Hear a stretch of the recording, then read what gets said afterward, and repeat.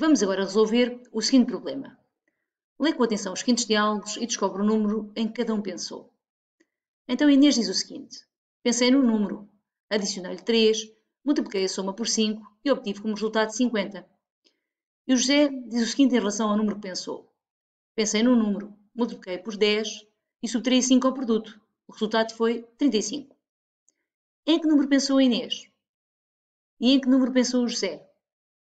Então, neste caso, para poder resolver este problema, não vamos ter uma equação, mas sim duas equações.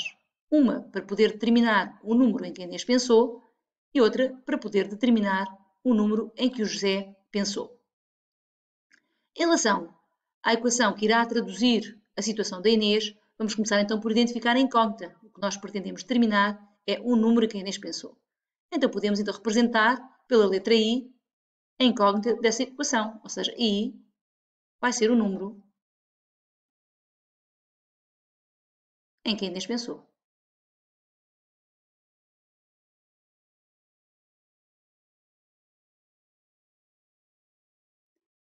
Em relação à segunda equação, isto é, a equação que me irá traduzir a situação do José, que me irá permitir determinar o número em que o José pensou, a incógnita é o número em que o José pensou, que eu posso, por exemplo, representar, neste caso, pela letra J.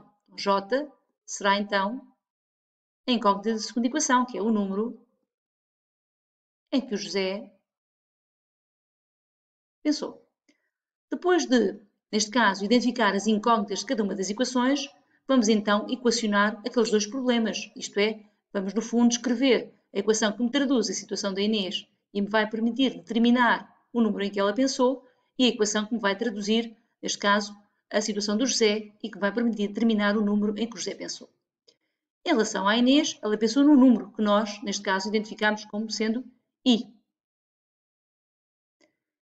Adicionou 3 e multiplicou esta soma por 5, tendo obtido o resultado de 50.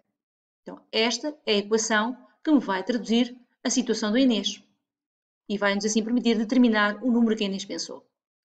Trata-se de uma equação com parênteses, então a primeira coisa que fazemos é desembaraçar de parênteses. Neste caso, aplicando a propriedade distributiva, o 5 vai ter que multiplicar por I e o 5 vai ter que multiplicar por 3.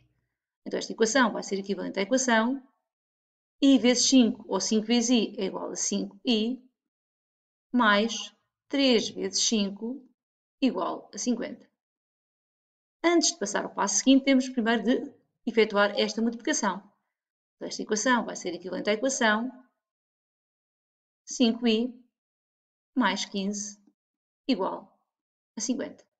Agora sim, já podemos passar ao passo seguinte, que é separar termos que incógnito para o primeiro membro, termos independentes para o segundo membro. Termo que muda de membro, muda de sinal. Neste caso, o mais 15 vai ter que passar do primeiro para o segundo membro, obviamente trocando de sinal. Então, esta equação vai ser equivalente à equação 5i igual a 50 menos 15, pois 15 mudou de membro, logo tem que mudar de sinal.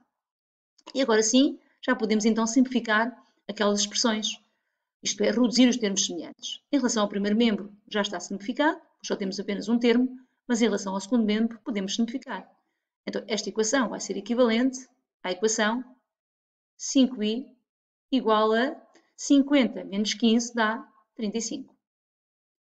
E por último, falta então apenas aplicar o princípio de equivalência da multiplicação para determinar o valor de I. Isto é, vamos dividir ambos os membros da equação por 5 e assim obtemos que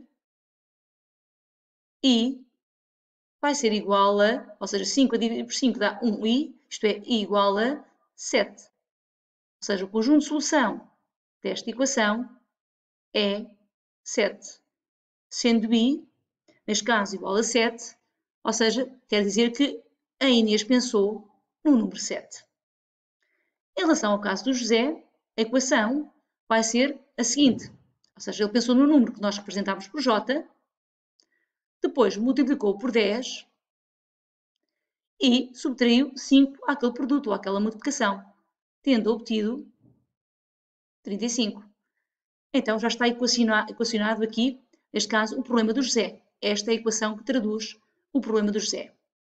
E o que nós pretendemos mais uma vez é determinar a incógnita desta equação, resolver esta equação, sendo J, ou seja, o número que o José pensou. Então vamos resolver. Então esta equação vai ser equivalente à equação j vezes 10, vamos termos 10 vezes j, que é igual a 10j menos 5 igual a 35. E agora, sim, já podemos então, neste caso, simplificar, ou seja, separar os termos com incógnita para o primeiro membro, termos independentes para o segundo membro. Termo que muda de membro, muda de sinal, ou seja, o menos 5 vai ter que passar para o segundo membro, trocando de sinal.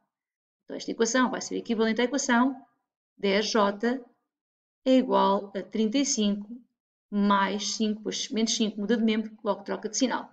Agora sim, vamos então reduzir os termos semelhantes. 10j é igual a 35 mais 5, 40.